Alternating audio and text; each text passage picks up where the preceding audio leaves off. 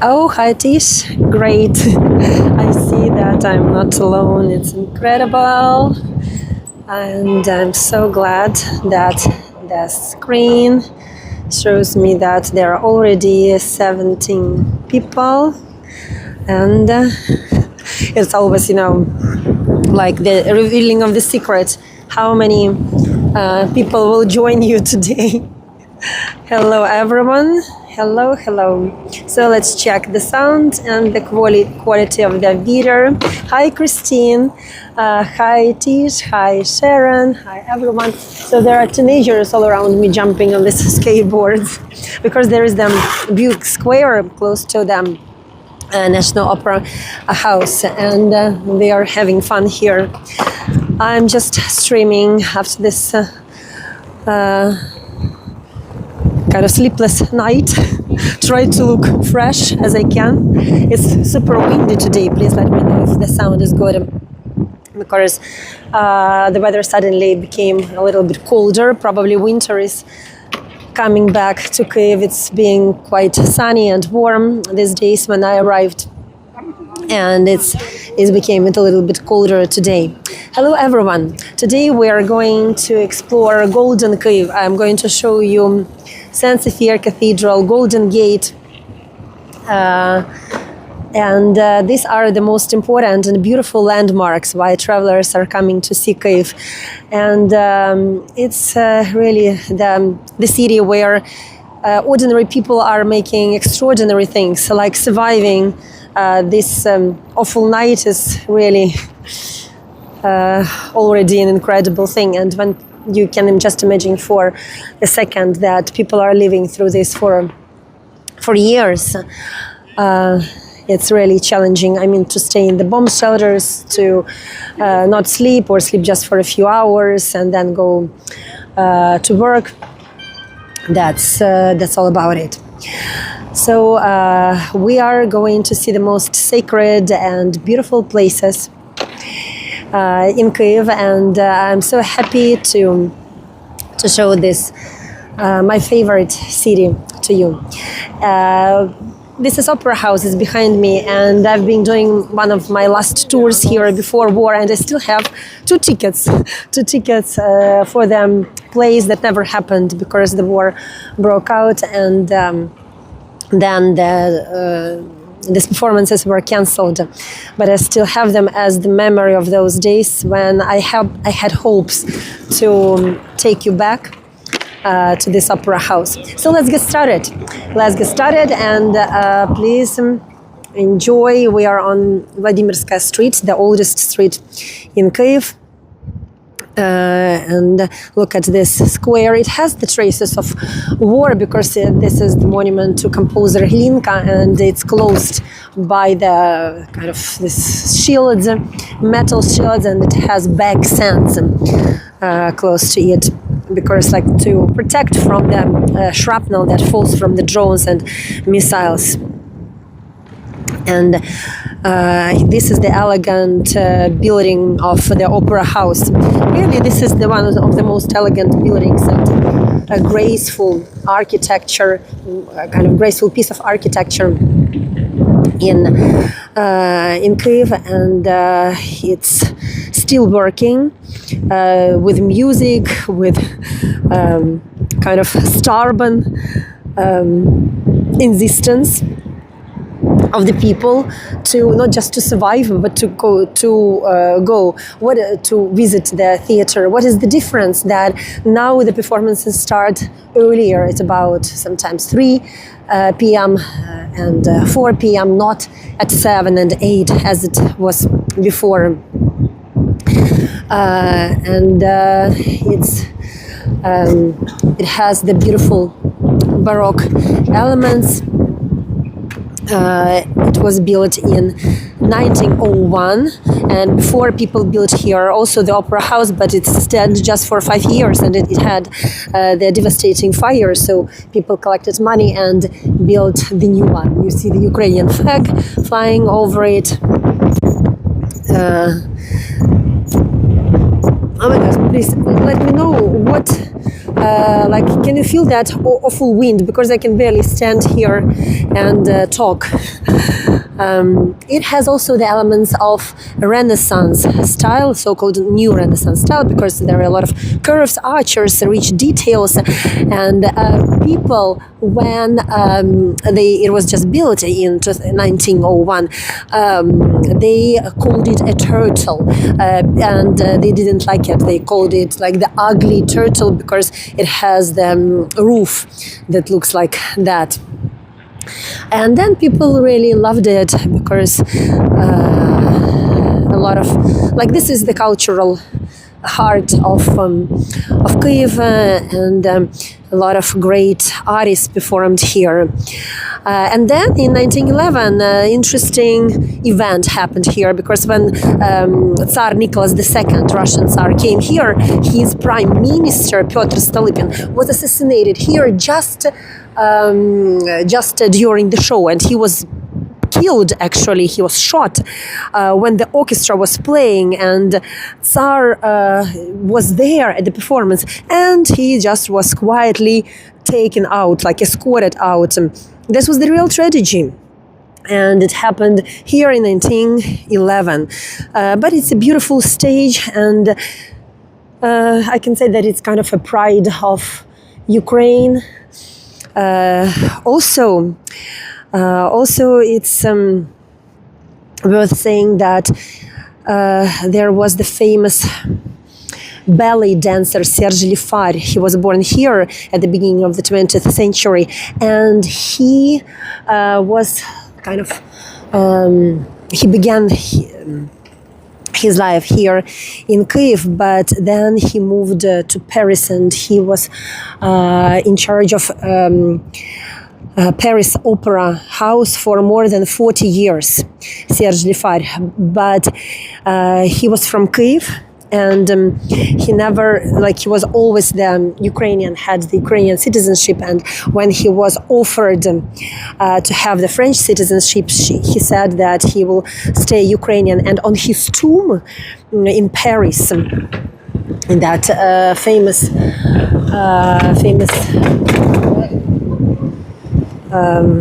cemetery, Serge Lifar ordered to write 3 words, Serge Lifar from Kyiv, 4 words.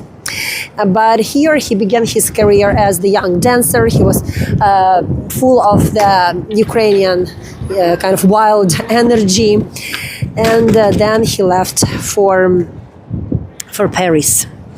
But he always remain Ukrainian.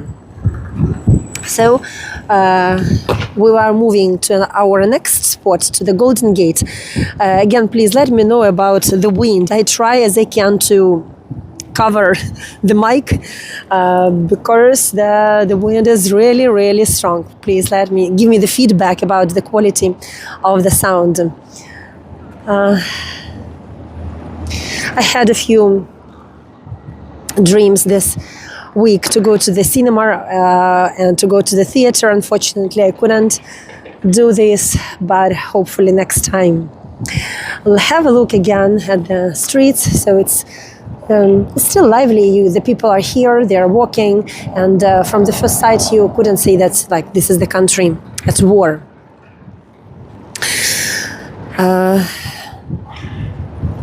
We are slowly moving to our triumphal entrance, majestic triumphal entrance, Kyiv Golden Gate, and it will remind us about ancient Kievan Rus, about the time when Kyiv was the center of Eastern Slavic civilization. It was very strong, proud city. And of course, it deserved the great triumphal entrance. And we are going to explore our gate of glory.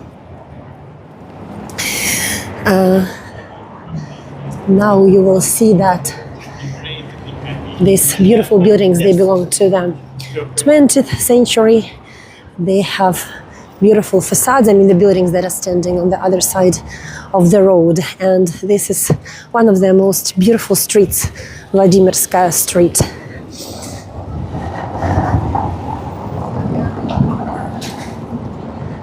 The sun is still here. I can say that spring is coming to Kyiv slowly, but coming. And it helps people to feel a little bit brighter, a little bit merrier, happier, because when it's cold and there is no electricity and heating, so it's really devastating. So let me take you back to the 11th century. Back in the day, this was the entrance to the city, and it was surrounded by the huge walls. And there was the great ruler, his name was Yaroslav the Wise, and he wanted to make Kyiv magnificent city, as magnificent as Constantinople. And that is why he ordered to build on the ramparts the great triumphal entrance. You can see it right now in the front of you, Golden Gate. So that happened, like the building of this construction was happening here in the 11th century. We will continue our talk about ceremonial entrance. I would love to show you how the city lives. This man is playing the trumpet, beautiful music. Can you hear the song? Can you hear the music? Let me know.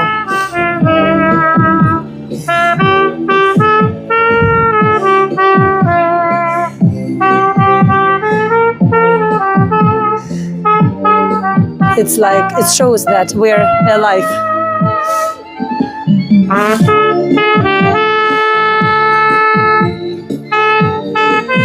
Beautiful.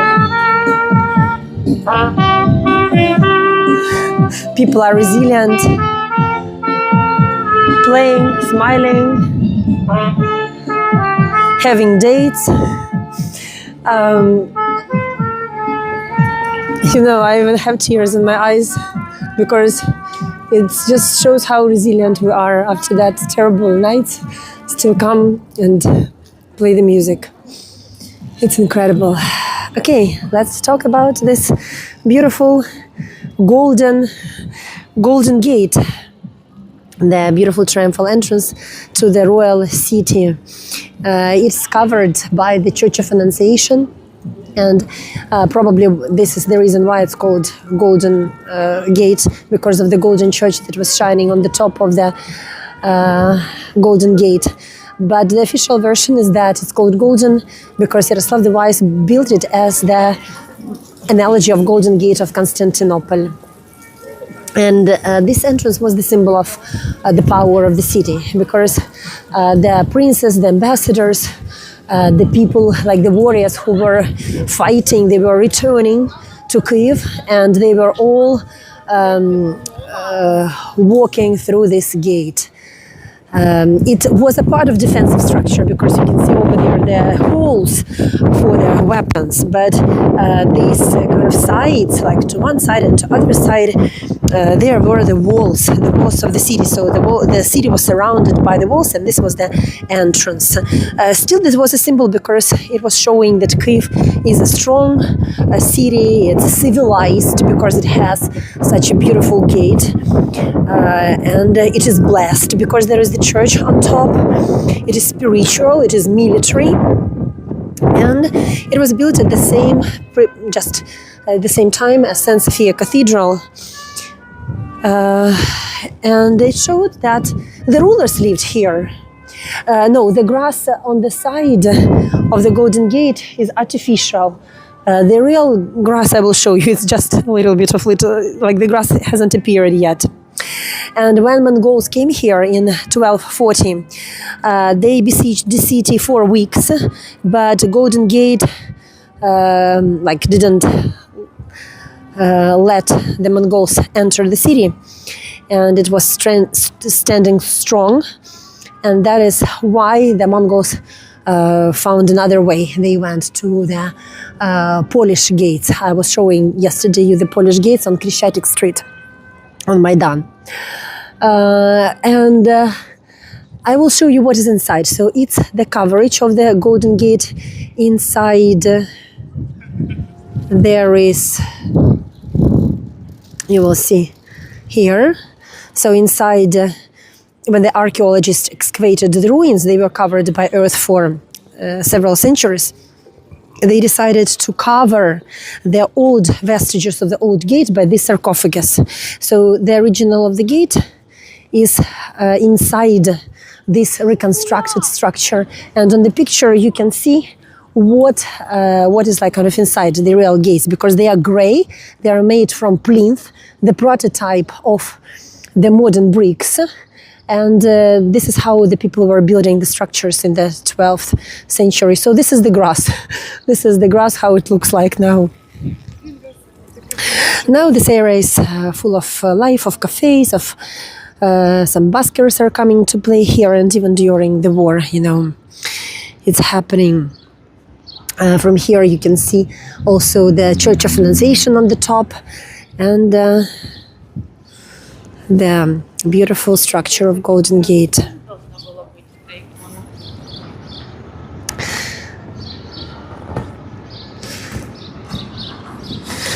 So this is the monument that really shows the world that we have a very long history. Like the city is over 1,500 years. And this is the original kind of proof of the fact that Moscow and Russia cannot have this piece of history for themselves, as they are saying that like they originated in Kyiv, but it's our page of history, you know. Kyiv is older than Paris, than London. It's the cradle of East Slavic civilization. And these stones, they belong to Ukraine. Because back then, when they were built in the beginning of the 11th century, so approximately 1027, Moscow didn't exist. And Kyiv was the center of Kievan Rus. This was the medieval state, and it was the powerful city, and that was the protection of that powerful city, Golden Gate. I also have another picture to show you inside, like what you have here. Yaroslav the Wise built it, and it was a triumphal entrance with high ramparts, with thick defensive walls. And now it's the example. Yes, I can remove the photo because I wanted to show you what is inside.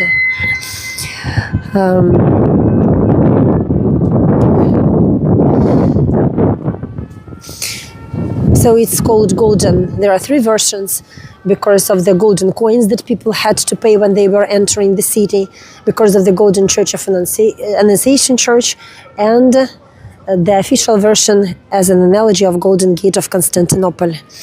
Let's go and watch another masterpiece that Yaroslav the Wise built. It will be St Sophia Cathedral. Yaroslav the Wise, by the way, is hidden over here because he is also covered by this scaffolding. There is the monument to Yaroslav the Wise, the father of the nation. He wasn't supposed to be a great ruler. He was lame.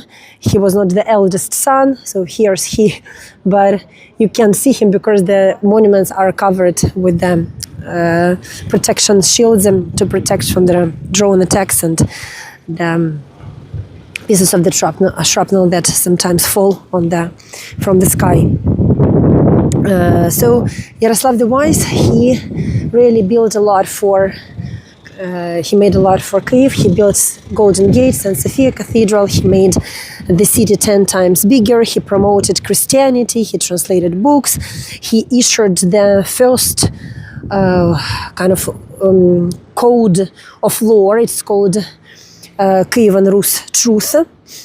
Rus Truth. And he had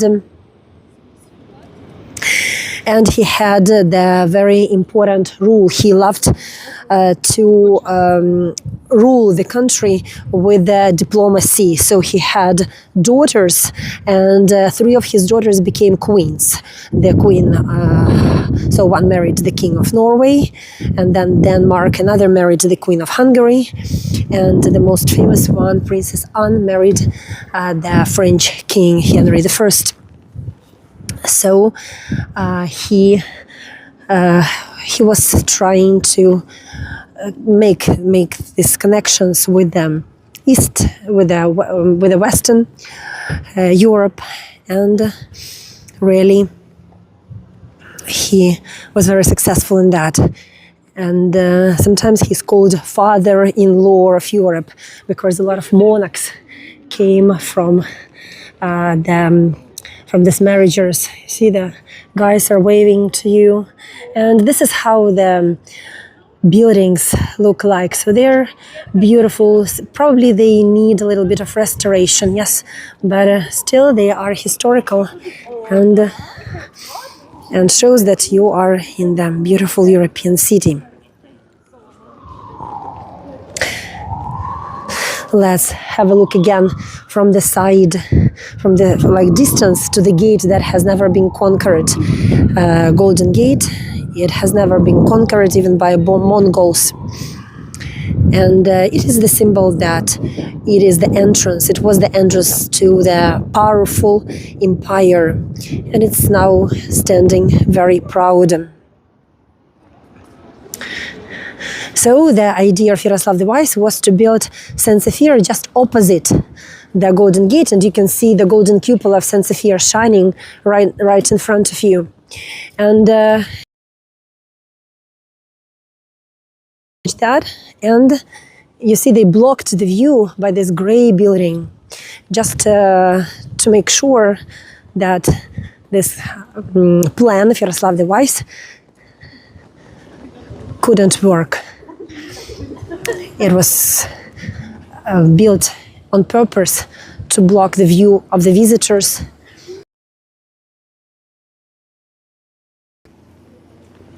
Yaroslav the Wise, by the way, was buried there. But then, when people opened the sarcophagus for the investigation in 2004, the sarcophagus that is kept in St Sophia Cathedral, they opened that, they found out that there are no vestiges, no bones of Yaroslav the Wise, and we don't know where they are now. Some historians are saying that they are kept in New York. Who knows?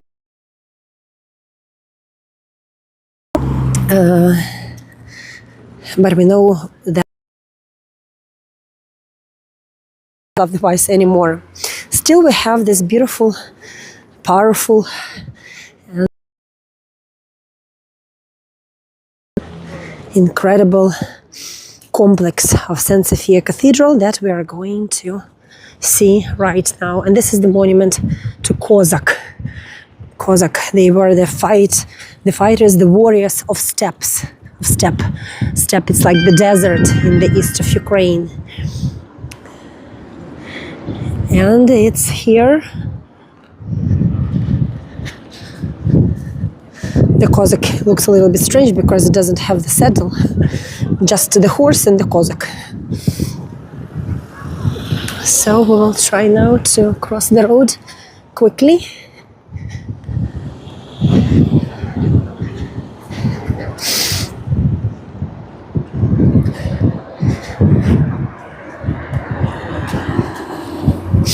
So there is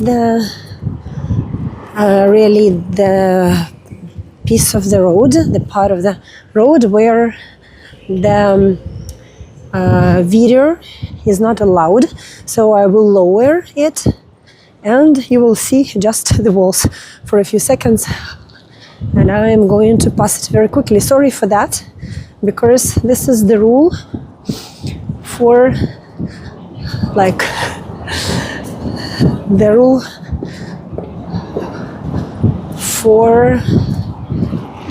the people who are standing here and watching. And I'm showing you the beautiful cafe. And this is Ukrainian ice cream. Okay.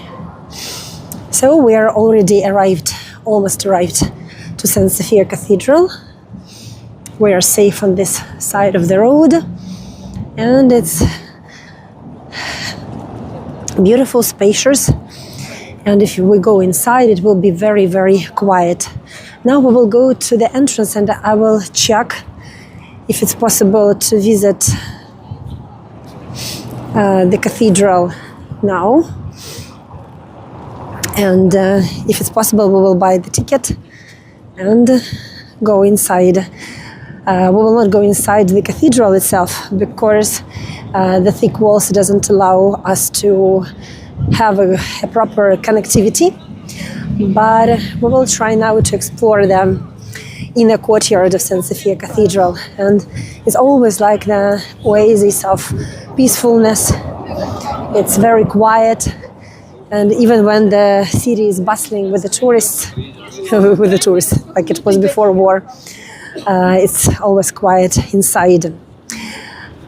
Let me show you the beautiful square where the Christmas tree is usually standing, and there is also the beautiful bell tower. The bell tower was added to the complex a little bit later in 1705. As you can see, it's beautiful. It's built in the style of,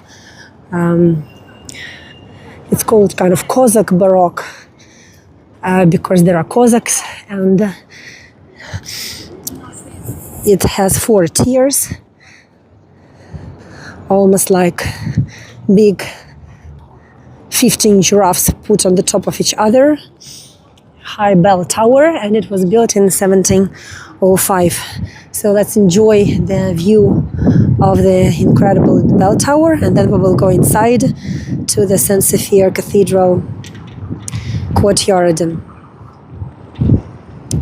This is the heart of Kyiv, and there were no rocks back then when Yaroslav the Wise was building it. So this is the cupolas of St Sophia Cathedral. It was also happening in the 11th century.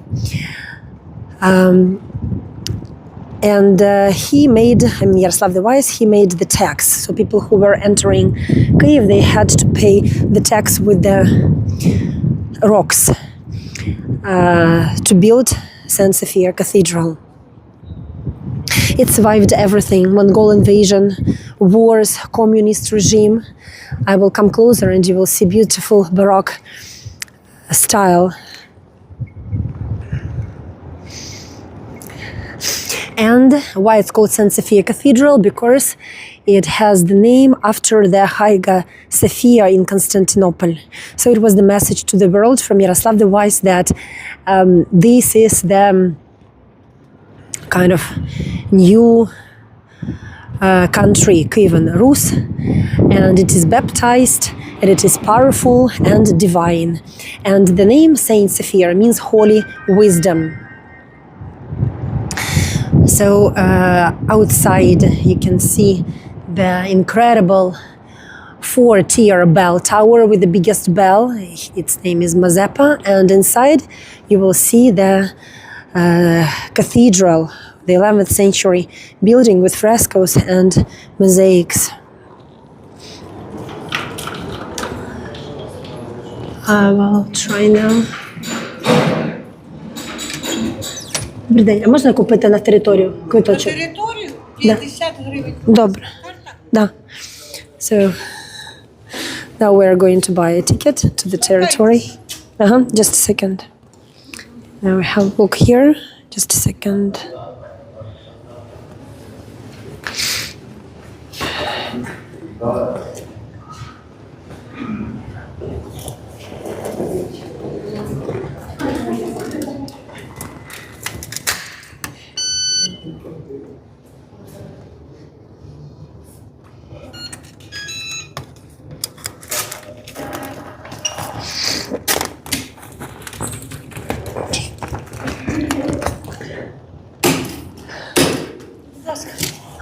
So we have our ticket.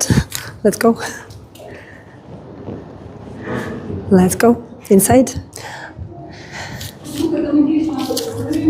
So here we are. Scan it, and we can go. So it's so peaceful. You see, there are no people. We are alone, and we can see that incredible beauty. So the St Sophia Cathedral was built at the beginning of the 12th century, and inside it has the famous Aranta, the Virgin Mary, without baby Jesus. I will now show you, just for a few seconds. I will not block the view, but you need to see what is inside, because it's like the building that is really frozen in time. It's still standing. Can you imagine? 11th century, and it's still standing. It's like a lady is changing the dresses, because here you can see the real plinth, the real walls from the 11th century. St Sophia Cathedral looked like the Byzantine temple. It was brown, and then during the 16th, 17th century it became whiter. Because it was changed in the Ukrainian Baroque style. But you can see the real walls. They were kind of, the white particles were removed, and you can see these elements of the 11th century plinth here. So let me show you what is inside. Inside is the famous Aranta, the Virgin Mary, and it's 6 meters tall. It's called Indestructible Wall. It looks like this, and it's a symbol of Kyiv, of Ukraine, and as long as Aranta is standing, Kyiv is standing. Because even when Mongols came to Kyiv, they didn't ruin it, and it survived everything. Unfortunately, during the war, this war, it was damaged a little bit. So you can see over there the damages. So they were done by the Russian missiles in 2025, last year. And it's really kind of a storyteller, because inside there are a lot of frescoes and just inscriptions on the walls that tell about the history of what was happening. For Yaroslav the Wise, it was like some royal whim. He wanted to make this site on the place where the Kyiv defeated Pechenegs. They were nomadic tribes, and they were making the awful raids, and this is the place of their final victory. So the war was ended, and the peace came to Kyiv Rus, and then this church appeared. Let me show you the bell tower also from that side. And just as St Sophia Cathedral and the Golden Gate, they were built of the same material, the plinth. And it's very famous plinth brick.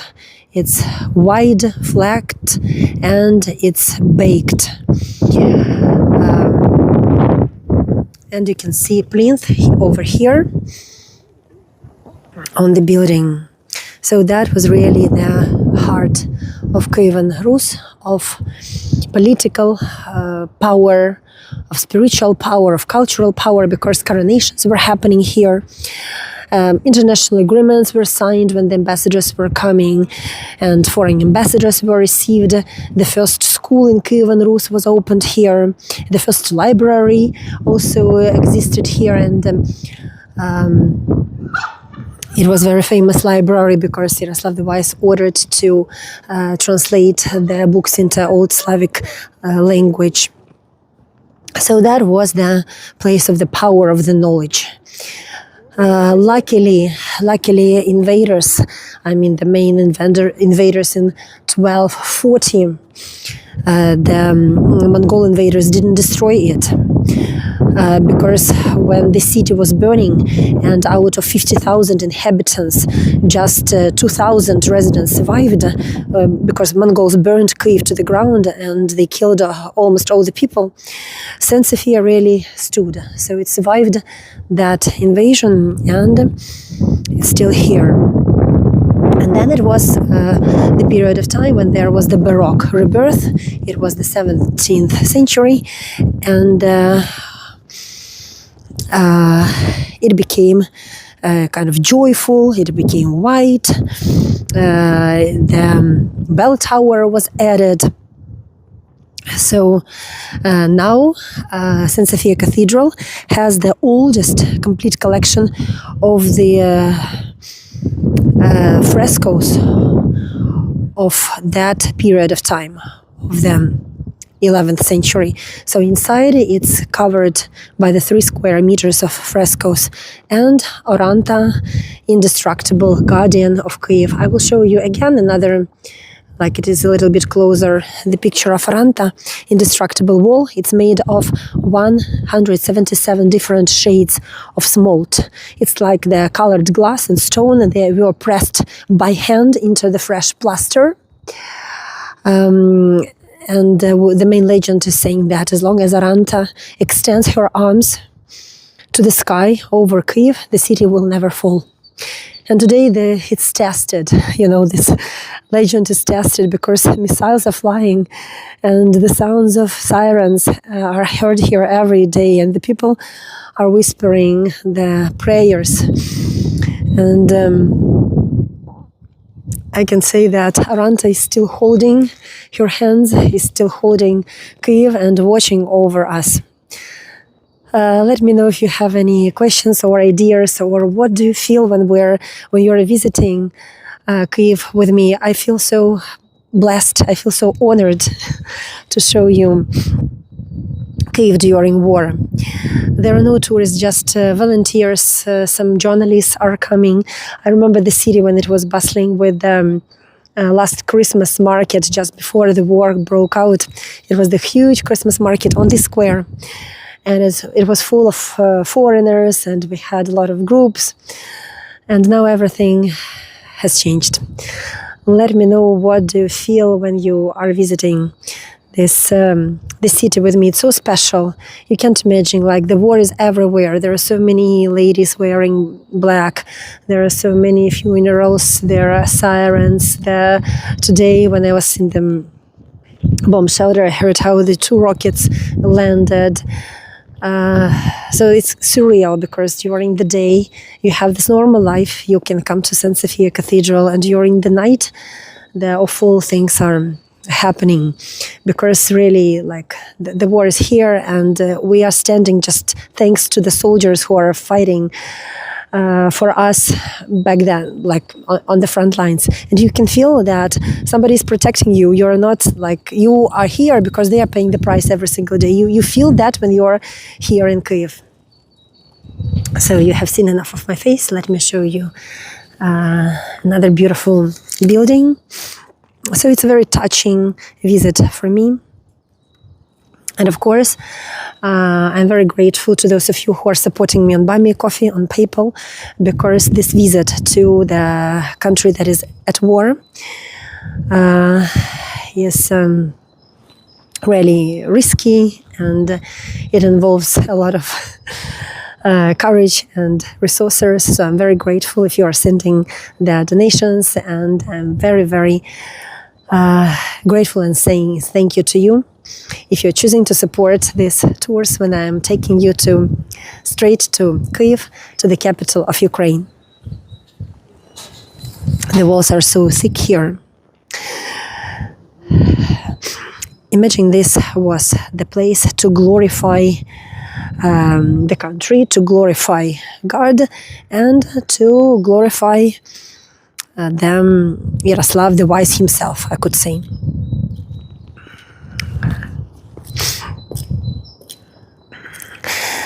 And we can say that France, or this Queen of France, Princess Anna, saved the building from Soviet bulldozers. Because back then, in the Soviet times, they wanted to demolish the building together with the St Michael's Cathedral that we explored yesterday.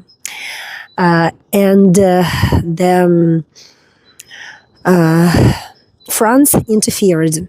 They said that Queen Anna, Princess Anna, came from this place, and it couldn't be just demolished.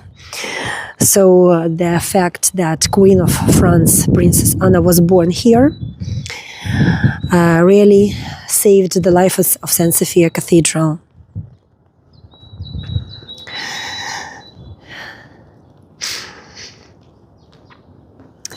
And again, I will come here to show you the elements of plinth even closer. So these are the stones that people paid the taxes. So when they were entering, they were bringing big stones. And plinth, this is the plinth. This is the Byzantine plinth. You can even touch it. Can you imagine? I'm touching the 12th century plinth. So this is the prototype of the brick. It's baked, it's flat. And in between the plinth, you have these big stones. There were no big stones, so Yaroslav the Wise ordered to pay tax.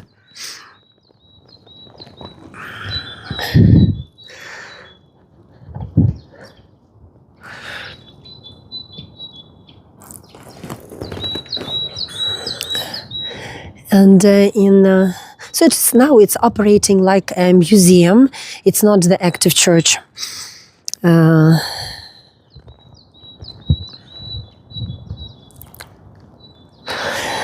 Deep inside St Sophia Cathedral, archaeologists found the message. It was carved on the wall. If anyone finds this passage, says the message, this person will find the great treasure of Yaroslav the Wise. And they were trying to find the library, so that was the way to find the Yaroslav's library.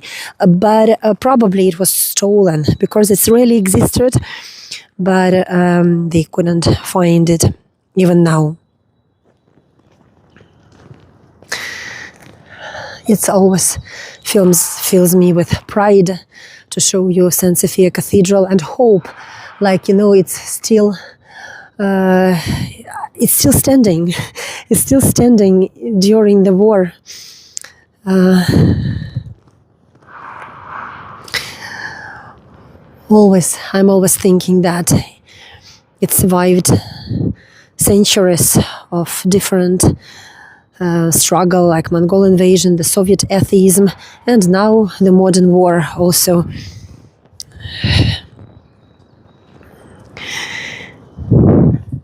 It creates some hope, and of course it's wonderful to see the ancient art.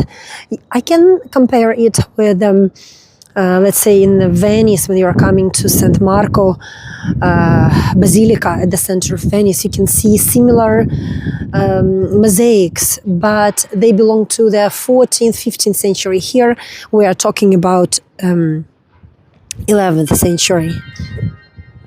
So this is the difference that is so ancient. Okay, we have walked around it. You have seen the ancient walls. Probably it's time to go to Maidan. We still have a little bit of time. And let's walk and explore the city.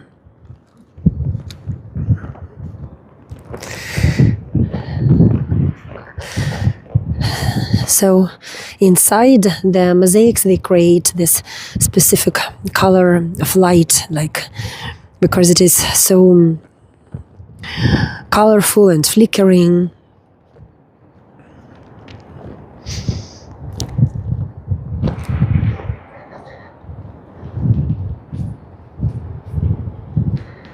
It's incredible, just here.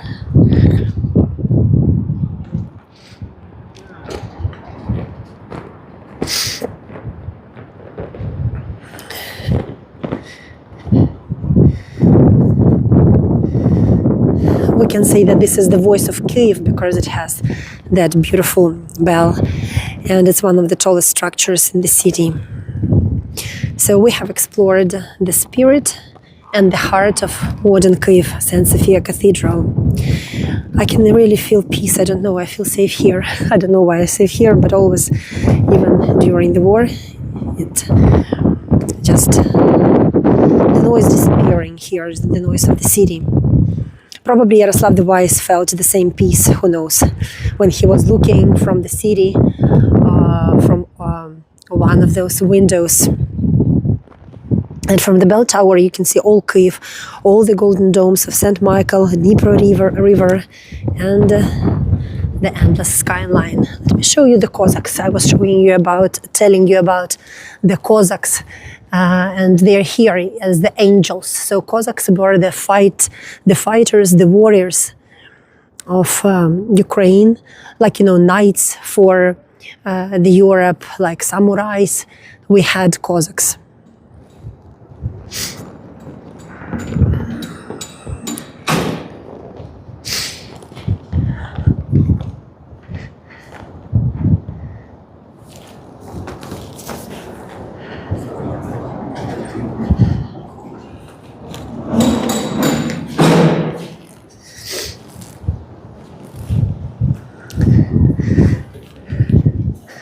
Look at the majestic doors with such a medieval handle.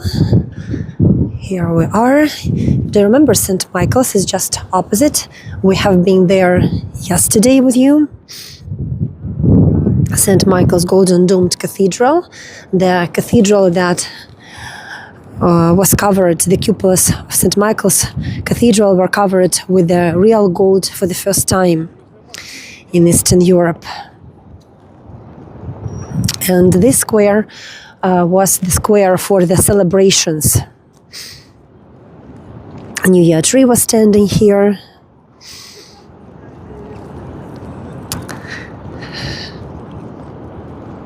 When I'm thinking about Kyiv, I think about the blackouts, about courage, about volunteers, about soldiers, and about people who refuse to give up and still live here. So we are living now between two worlds, the world of war and the world of beauty and love to this city.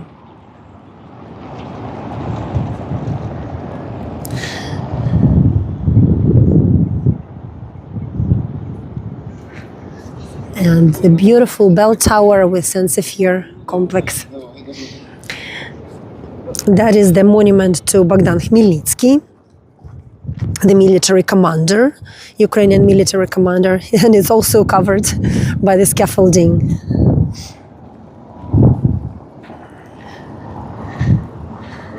Now we are going to walk along the streets of Kyiv. The local time is 6 p.m. It's Saturday.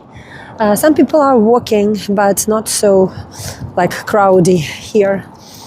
Not so many crowds because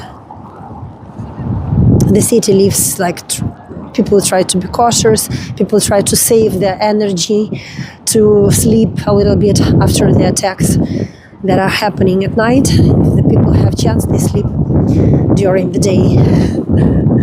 It's getting colder, colder and colder. I feel like it's even about, freezing. There was snow around St Sophia Cathedral.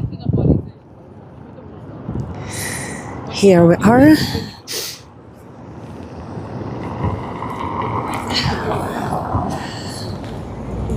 And from this side as well.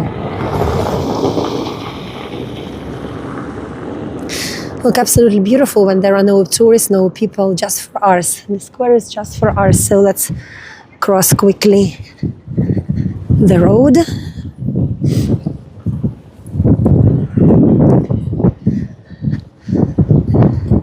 That is the hotel and different governmental buildings around me.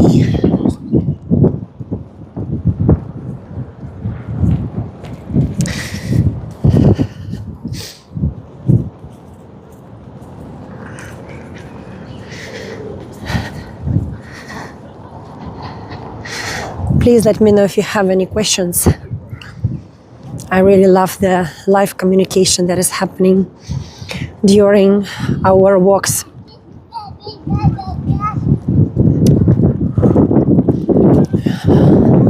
Before war, we had here the Christmas market on this road. It was just filled with these stalls And here we have the old pagan god, like them. It shows how the old pagan gods look like. It has different symbols from 4 sides, and it's standing right in between 2 temples, St Sophia and St Michael. I can hear slightly the siren, so probably it's the alert. Missile alert. The siren goes off. And during the missile alert, the metro is not working, so it stops in between the banks, and it's not possible to go from one side of the city to another side of the city. Oh gosh, I'm totally frozen. So hopefully I will stand here up to the end of the missile attack, and then I will go home, because now, as I hear, probably you don't hear, the mic doesn't catch the air raid siren. I live on the other bank of Dnieper River. Now we're on the right bank, and I live on the left. So it will take time to get home, just because the transportation is not working, and the taxi is going to cost a fortune. So we are going to see the real Kyiv architecture. It's not so polished and glorious as, for example, in Prague. So the houses are not reconstructed, and some houses are protected by safety nets, because, who knows? Probably we will need them at some point. You can find this in different parts of the city, where there are safety nets and things like this. Oh, Marilyn, thank you for the wonderful words. I'm so happy that you have birthday. Happy birthday to you. And can you go to a shelter? Yes, I can go to the shelter, but probably I will finish the tour. We still have about 10 minutes. I wanted to show you the widest and the shortest main street in Europe. It's just 1 kilometer, and it has 8 lanes of cars. Actually, yes, yesterday you saw it already with me, but you will see it today again.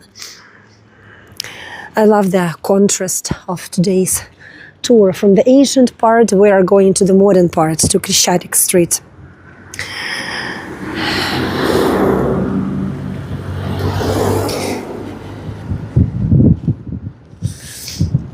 Kyiv is a really beautiful city, and food is amazing, people are amazing,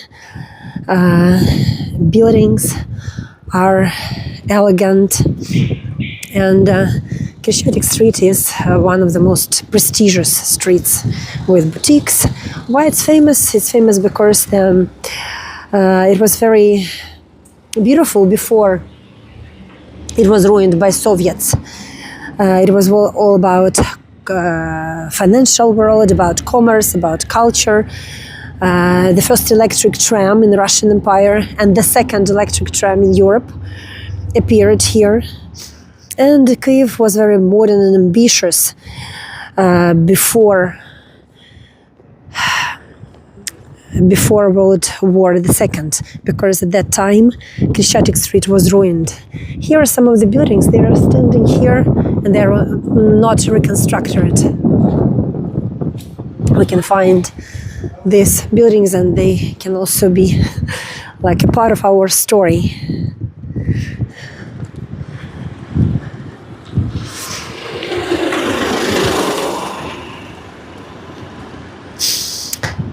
I could say that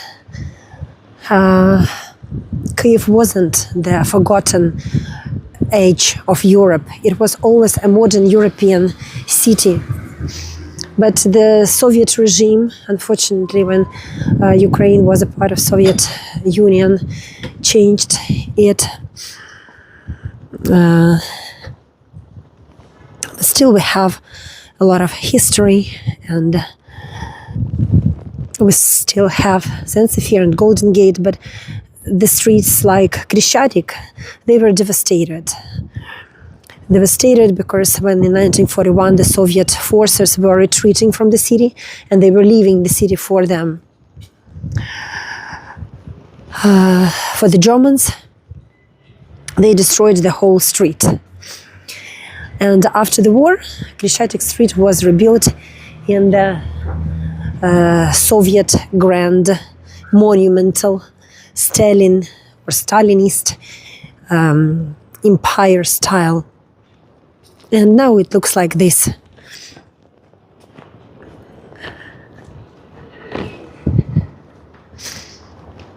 So you can see now the architecture that was rebuilt after World War II.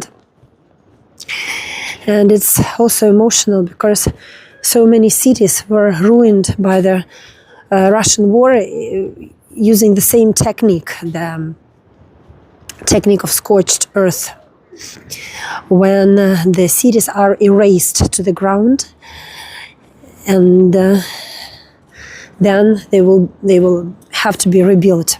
So the tactic didn't change. The same as they had before, they're using now. But we don't have access to those cities. The cities under occupation, close to the front lines, they're completely erased from the earth. Kyiv knows how to rise, and I think it will take time for the other Ukrainian cities to arise after this war.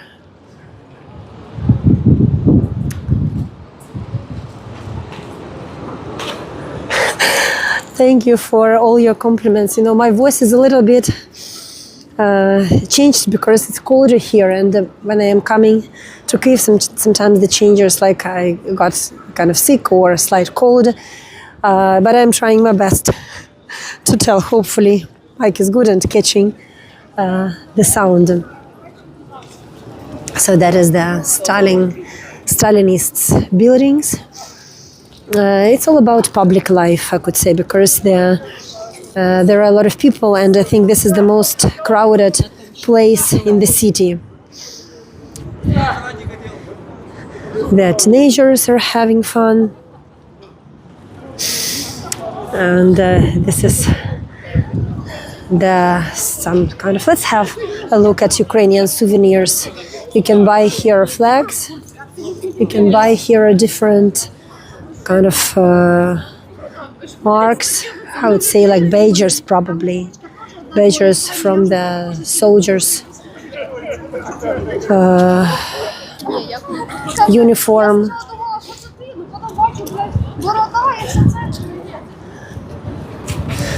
You know,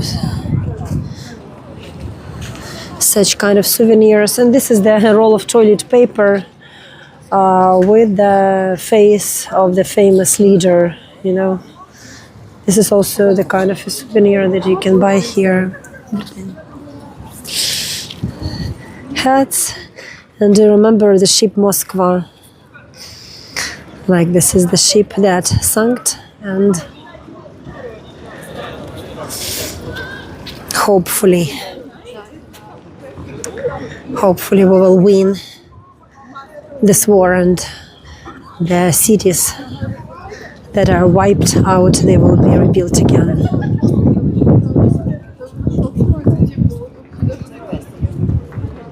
Pictures, yes, pictures. Pictures, you're right, Christine.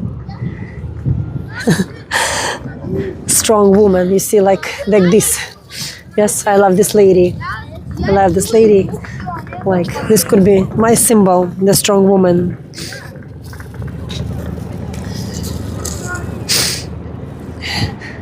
This part of the city is all about our national pride, resilience, the place where the celebration and protests are happening. And it's about modern Ukrainian history.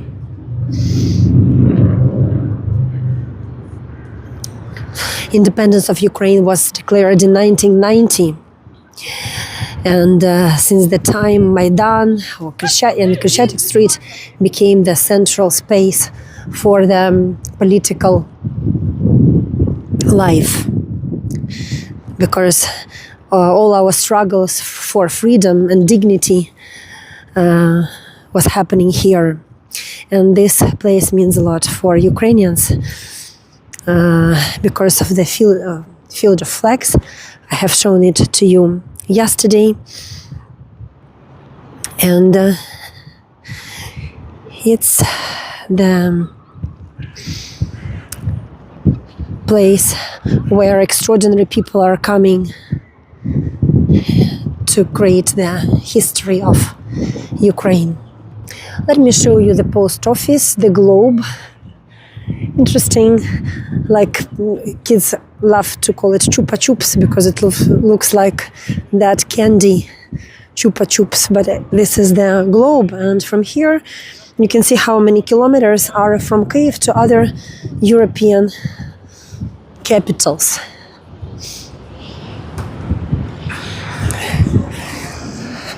For me, this is the square and the street of courage. And when you're coming to that side of the road, you will see the field of flags, and it shows you the price of our Ukrainian courage. Before that, it was the ravine where there was the mesh.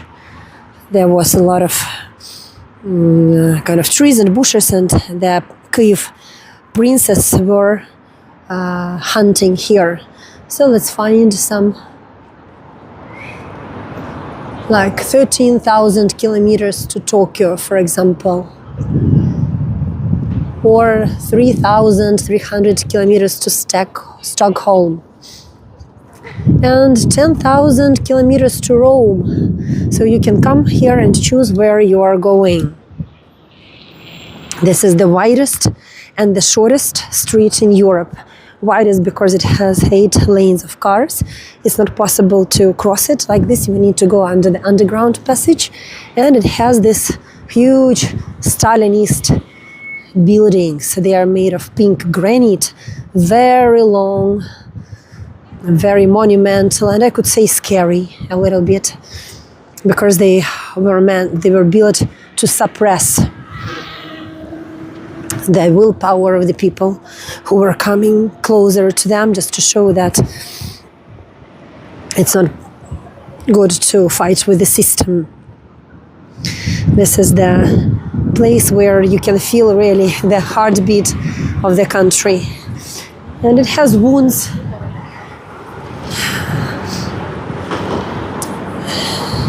Wounds because you can see the field of the flags, and it shows how people are paying the price for this war.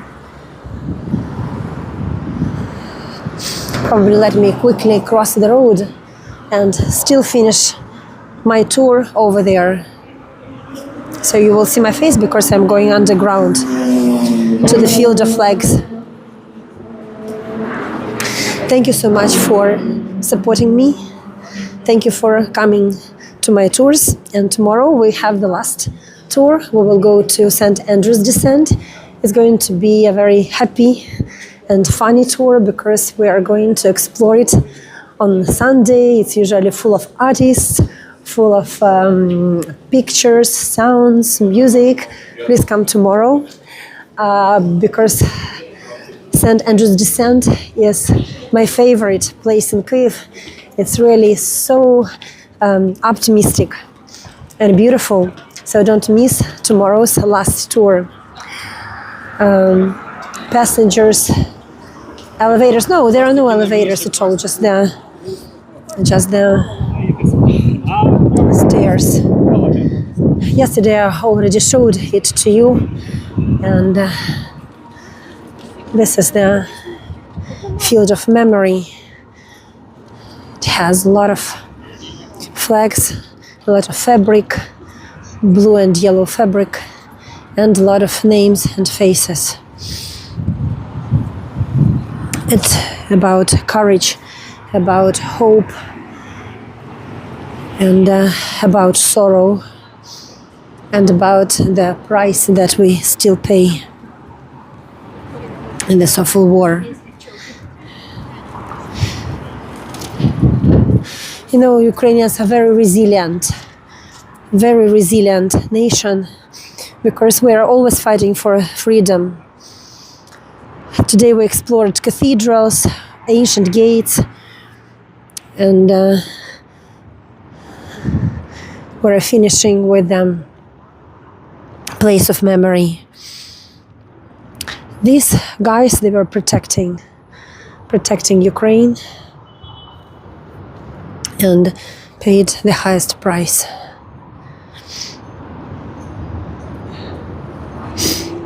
I see some soldiers are coming here, just peacefully walking, looking at the faces, understanding that these are the brothers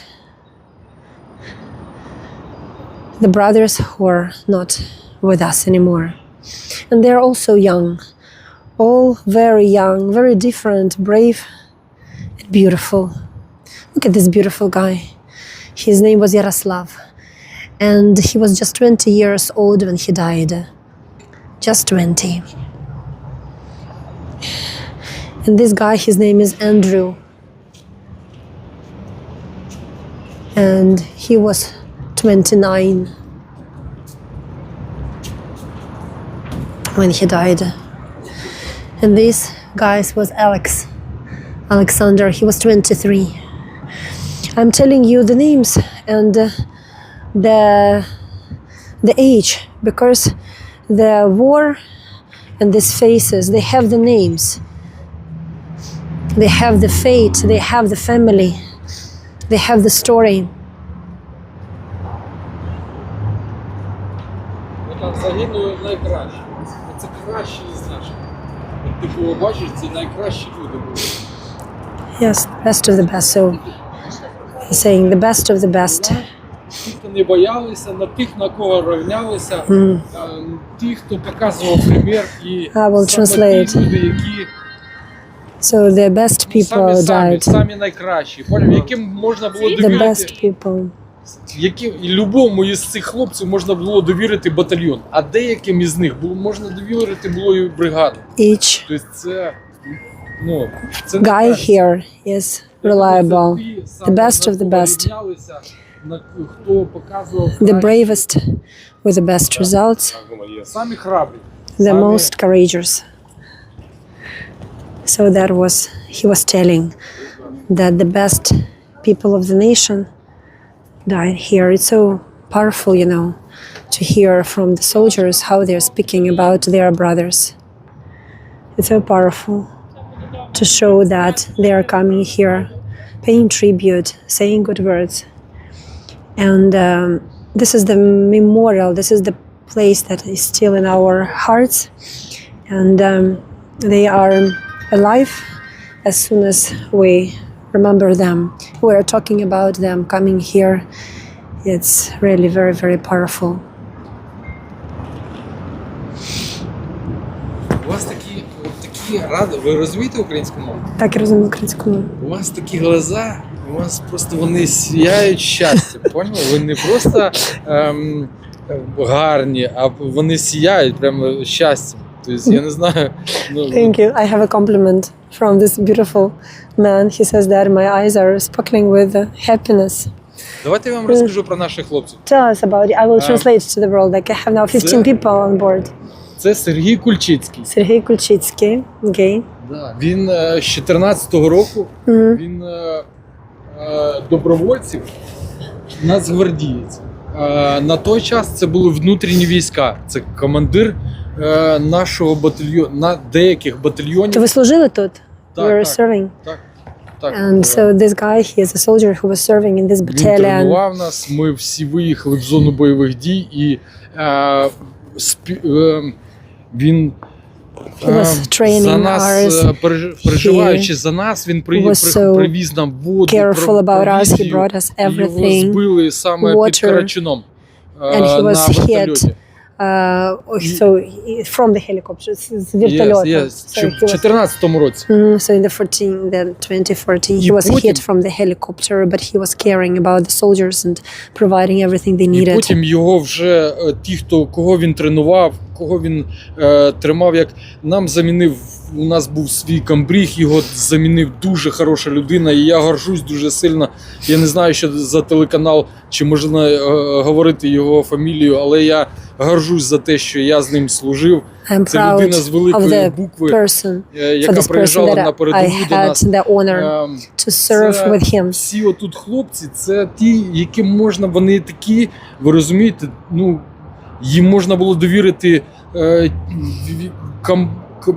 їх можна ставити було комбатами. Вони наскільки These are the best guys of our country. They were the most courageous, they were the strongest, they were like stones, and each of them deserved a brigade to гинуть найкращі. the best are dying. Можна було довірити комбригами ставити, і вони би потягнули, вони би зробили все. І they would do everything, they would cope all their challenging tasks. Це найкращі люди з добровольців. The best guys of those who came to this war by their own kind of choice. Thank you for your interview. Thank you. It was so powerful. Це було так важливо для нас почути ваш голос, як голос цих людей. It was so important for us to hear your voice as the voice of those people who deserve to be remembered. Thank you so much. Thank you. І вам дякую за висвітлення. Слава Україні. Героям слава. Ну, у вас такі очі. Давайте познайомимося. Давайте пообщаємося. I will finish interview. I will finish the tour. Thank you. It's the live on YouTube. Thank you. It's beautiful. It was a beautiful story of the guy who is proud of their brothers, who remembers them, who is coming here just to stand and to look again at their faces. He said so powerful. He is coming to his brigade, to the people he personally knew. He personally knew them, and he remembers them, how they were serving, and what it means for him to stand here and to look at their faces right now. It was so incredible, you know. This is a live tour, and it's so precious that I can show you live what is happening here, how people are really coming to this field of flags, and they are not just standing here, these flags. It's really the live memorial. Thank you so much for being with me. It was so incredibly important to show Ukraine to the world, live and during the war. I want to come to this place after war and show you some signs of happiness, some signs of rebuilding, and I'm sure that this will happen. Слава Україні! Героям слава! See you tomorrow on the very happy tour on St Andrew's Church and St Andrew's Descent. Thank you 1,000 times for supporting me. It's very important